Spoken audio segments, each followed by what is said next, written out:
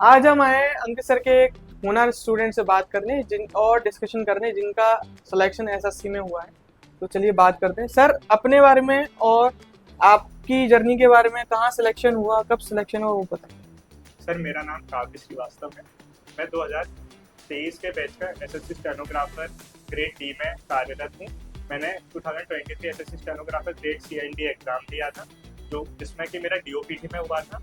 अभी जो मेरी मिनिस्ट्री है वो ministry of chemicals and fertilizers है, जिसके minister JP Nadda ji.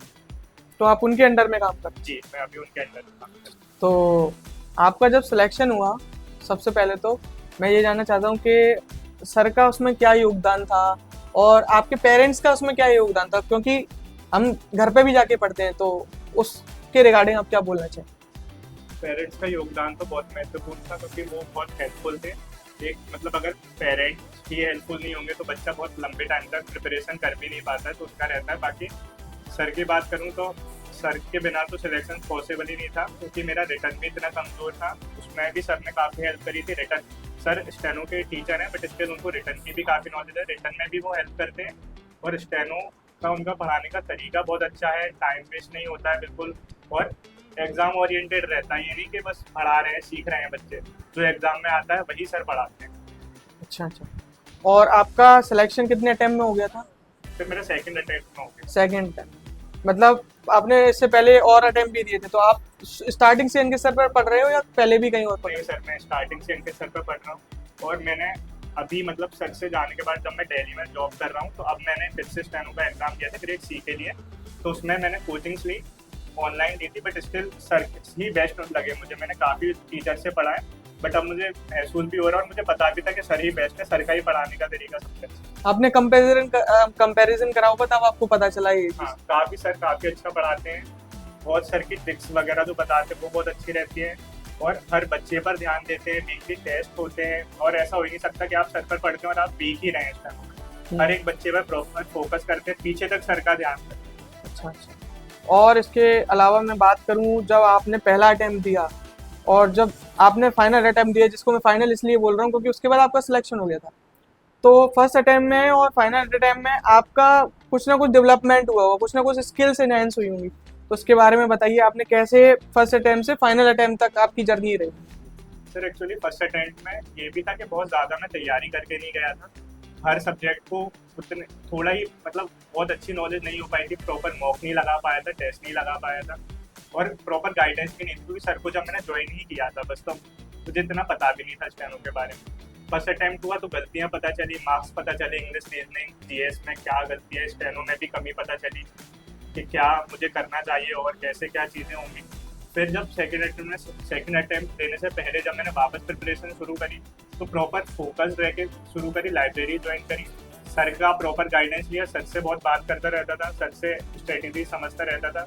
Sir के और भी कई बच्चों के सिलेक्शन हुए हैं, तो सर का ये बहुत अच्छी बात है कि हमें ट्रस्ट बिल्ड हुआ। क्योंकि जब हम आसपास अपने इतने सिलेक्शन देखते हैं, तो कहीं ना कहीं ये मुझे लगता है और कोचिंग में मिसिंग रहता है कि हम जब पढ़ने हमारे आसपास कोई सिलेक्शन होता ही नहीं है किसी का, तो बहुत टफ रहता है कि सिलेक्शन होना। बट जब हमने देखा कि ऑलरेडी सर के पास इतने स्टूडेंट हैं, तो इस वजह से मुझे काफ़ी हेल्प मिलती थी। सर मुझसे बात भी करवा देते थे जो ऑलरेडी सिलेक्टेड है। ग्रेड सी में भी सर के स्टूडेंट हैं, डी में काफ़ी मिनिस्ट्रीज में हैं, तो इस वजह से वो मुझे काफ़ी हेल्प करते थे। इसलिए उनको समझकर तैयारी करते थे। तो इसलिए फिर मॉक देते रहा, सर को बताते रहा, सर ने बुक्स भी बताई। इस तरह से फिर सेकंड अटेम्प्ट में काफ़ी अच्छा स्कोर था। जब सिलेक्शन नहीं होता है उस समय, जब हम बच्चों से डिस्कस कर रहे होते हैं या कोचिंग पे ही सिलेक्शन नहीं हो रहा, तो बड़ा डिमोरलाइज सा लगता है, ऐसा लगता है कि क्या ही हो रहा है, हम क्या मेहनत कर रहे हैं। तो जब सिलेक्शन के बारे में पता चला कि हमारे साथ के जो स्टूडेंट्स थे या सीनियर थे, जिनको हम भैया बोलते थे, जिनका सिलेक्शन हो गया है, तो अंदर से कैसा लगता था कि भाई हमारा भी हो जाएगा, ऐसा लगता था, या फिर हम कुछ और सोचते कि नहीं सर, ये अच्छा था कि सर मोटिवेट बहुत करते थे। दूसरा, जब उन लोगों का होता था तो सर यही बोलते थे कि आप उनसे सीखो। मतलब हम ऐसे कॉम्पिटिटर नहीं लेते, तो उनको हम ये सोचते कि चलो इनका भी हो गया, अभी ये ऐसा कुछ बताएंगे कि हमें काफ़ी हेल्प मिलेगी उनसे, टिप्स देंगे। तो और बाकी सर की कोचिंग में भी बच्चों का भी बिहेवियर काफ़ी अच्छा, बहुत मतलब अच्छा कल्चर है। तो उस वे में कोई रहता ही नहीं है, सब ऐसे हेल्प ही करना चाहते हैं सब। तो ये अच्छा है, बहुत बच्चे भी काफ़ी अच्छे। सर मैं आपसे अंकित सर के बारे में और next gen short and steno classes के बारे में और जानना चाहूँगा। कैसी जर्नी रही आपकी, क्या टाइम टेबल फॉलो करते थे, सर कैसे हेल्प करते थे आपकी। कभी कभी ऐसा होता था घर पे जाके भी डाइट आ जाते हैं हमको, सर बताते थे आपको, आप कैसे हेल्प लेते थे सर की कोचिंग में? कई कई कोचिंग में फुल आउटलाइन बनाते हैं वो लोग, एक वर्ड को भी 2-3 वर्ड को मिला के एक स्पीड आउटलाइन होती है जो कि और कोचिंग्स में नहीं होती, तो वो भी सर बताते हैं, काफी चीजों को सॉल्व कर देते हैं, तो ये चीजें काफी हेल्प करती है एग्जाम क्वालिफाई करने की। ओवरऑल पूरा सपोर्ट देते हैं स्टूडेंट। यस बिल्कुल। एक बच्चे को जीरो से और हीरो कैसे बनाना है वो पूरा। बिल्कुल, हम कह सकते हैं कि अगर आपको सक्सेस लेनी है, ऐसा बोलते हैं ना हमके सर एक्चुअली क्या हुआ, जब मुझे पता चला कि स्टेनो सीखनी है, तो फिर मैंने मेरी दीदी भी तैयारी कर रही थी एग्जाम की, तो वो आते थे स्टेनो की, नहीं वो एसआई वगैरह की तैयारी करते थे, तो मैंने उनसे पूछा कि स्टेनो का टीचर आपके नोन में हो, तो सर बहुत काफ़ी फेमस है इधर, तो उन्होंने बोला कि अगर सिलेक्शन के लिए पढ़ना ही है तो अंकित सर पे ही जाइए सीधा। तो अंकित सर की कोचिंग पर मैं आया, तो काफ़ी जल्दी सर ने बेसिक कंप्लीट करवा दिया, जो कि और कोचिंग्स में काफ़ी टाइम लगता है, 80 तक जाने में काफ़ी टाइम लग जाता है, बट सर ने वो बहुत जल्दी कंप्लीट करवाया।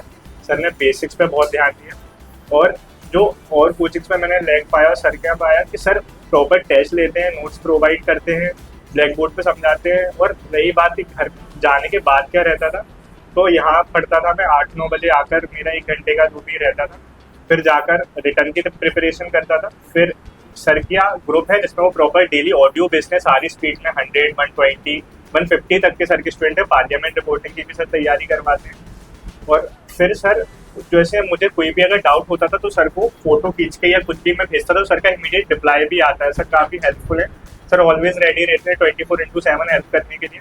तो अगर आप कोचिंग पे आ रहे हैं तो भी आप सर आपके साथ कांटेक्ट में रहेंगे, और आपको घर जाके या कहीं पर भी आपको कोई भी डाउट आया कुछ भी हो, आप इनिशियली रिप्लाई कर सकते हो, सर का रिप्लाई या सर की हेल्प हाल आ जाए। उन लोगों के लिए आप क्या बोलना चाहेंगे जो अभी सर पे नहीं पढ़ रहे हैं और स्टेनो की प्रिपरेशन कर रहे हैं?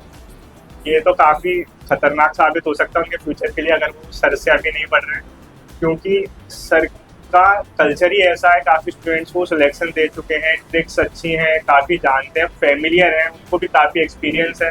तो मुझे लगता है सर पे निश्चित तौर से आना चाहिए, जिससे कि उनको एक बैकग्राउंड भी मिलेगा हम सबका, हम लोग भी आते रहते हैं, हेल्प करते रहते हैं, वो हम सबके साथ कनेक्ट में रहेंगे, जो कि और कोचिंग्स में नहीं हो पाता है। उनको ट्रिक्स पता चलेगी, आउटलाइंस पता चलेगी। मैं एक चीज़ और पूछना चाहूँगा आपसे कि जो बच्चे किसी दूसरी कोचिंग पे पढ़ रहे हैं या वो बच्चे जो भीड़ में चल रहे हैं, एसएससी एमटीएस या बाकी की जो एग्जाम्स होते हैं उनमें लग रहे हैं, स्टेनो के बारे में वो लगता है इनके कि बहुत लोअर, मतलब उनके लेवल की नहीं, तो उनके लिए आप क्या कहना चाहोगे? मैं जैसे अभी मिनिस्ट्री में वर्क कर रहा हूँ, तो मैंने खुद देखा कि स्टेनो जो प्रोफाइल है वो काफ़ी वर्सेटाइल है। उसका डायरेक्ट जो ऑफिसर होता है, वो जो उसका रिपोर्टिंग ऑफिसर होता है, वो खुद ही बहुत बड़ा ऑफिसर होता है, काफ़ी हायर रैंक्स के ऑफिशियल्स को साथ वो टैकल करते हैं।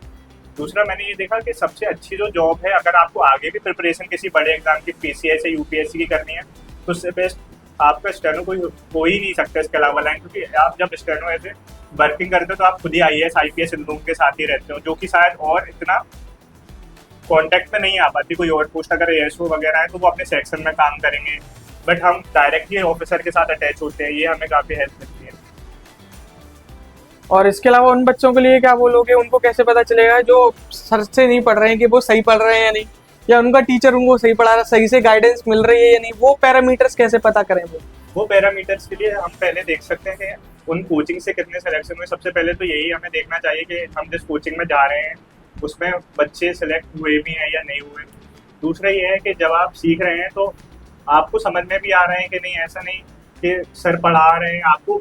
आप जब भी किसी कॉम्पिटिशन एग्जाम में उतरो तो आप सबसे पहले ये देखो प्रीवियस ईयर, एक बार उसको देख कर जाओ कि प्रीवियस में कैसा आया, क्या चीज़ें रही हैं।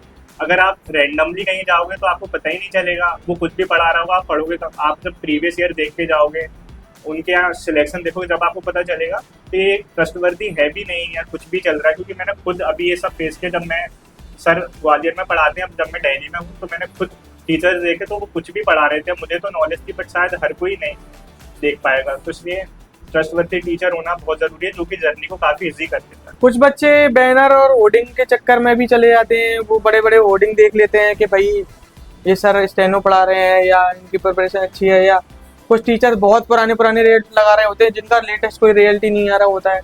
तो उन बच्चों के लिए भी क्या बोलोगे जो मतलब चकाचौंध में चले जाते हैं दूसरी कोचिंगों पर?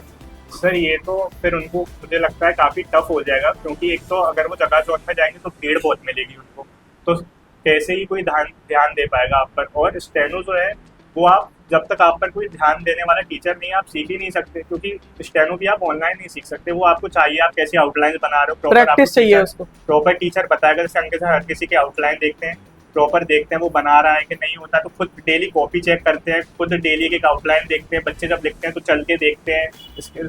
तो इतना इफेक्टिव अगर किसी सर के साथ क्लोज होना बहुत जरूरी है। और अगर ये आप जगह जोन में जाओगे, भीड़ में जाओगे, तो ये आपका हो नहीं पाएगा और आप कहीं ना कहीं एग्जाम में लैग कर दोगे। स्टेनो की ऑनलाइन प्रिपरेशन पॉसिबल है?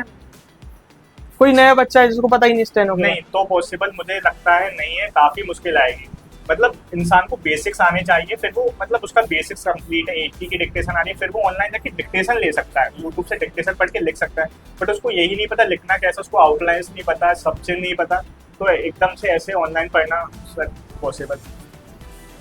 जैसे मेरे को भी स्टेनो के बारे में नहीं पता, तो बिंदी या ऊपर ऐसे मात्रा टाइप में लगा दी तो कुछ एक वर्ड बन जाता है। जो लोगों को नहीं पता होता उनके लिए ऐसा लगता है कि यार ये उर्दू है। कितनी, हाँ, कितना बड़ा वो चीज है।